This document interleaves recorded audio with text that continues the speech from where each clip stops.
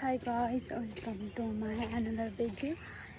आज चाहिँ हामी कहाँ जान आँटेको भने आज चाहिँ म मेरो साथीको बिहामा जान आँटेको. सो म रेडी भएको छु रेड कुर्तामा.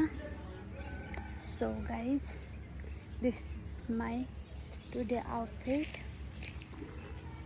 अनि मधेस गर्मी छ, साडी लाउन पनि अलिक गाह्रो हो नि त. फेरि यहाँदेखि बिर्तामोड जानुपर्ने हुन्छ. अनि त्यही भएर मैले चाहिँ कुर्ता सुरुवाल लगाएँ. अनि हामी जाँदैछौँ. So stay tune guys. म चाहिँ हजुरहरूलाई अपडेट दिँदै गर्छु. गर्मी छ गाइज. अहिले मेकअप एकछिनमा सबै पग्लिसक्छ फेरि.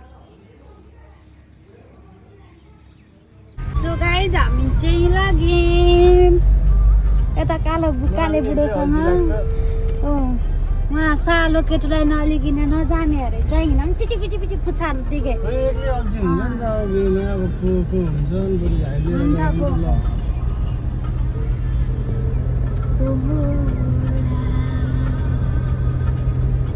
सपना भैया कमाउने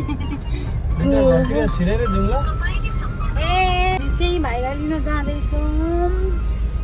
अब भेनालाई सालो बिना खाएको पनि पस्दैन. साथी बुढी साथी छिन् बुढीलाई भन्दा बेसी त सालोलाई धेरै उयो गर्न त चाहिने हिँड्छ यार. देख्नुभयो गाइस, देख्नुभयो. बरु साली हुँदा पर हुन्थ्यो होला भेना. सालो बुट्टाबारी भनेर. सो गाइस हामी चाहिँ जाँदैछौँ. ल मार्दैन थियो क्या उसले, रोडाले नै मार्छ.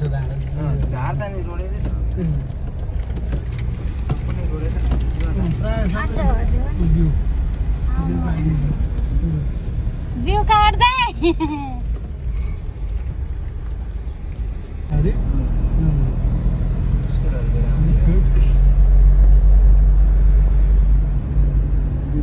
त्यो त बिल बिना त फेरि बेच्नु मिल्छ कि मिल्दैन. कतापट्टिको, केटापट्टिको केटीपट्टिको?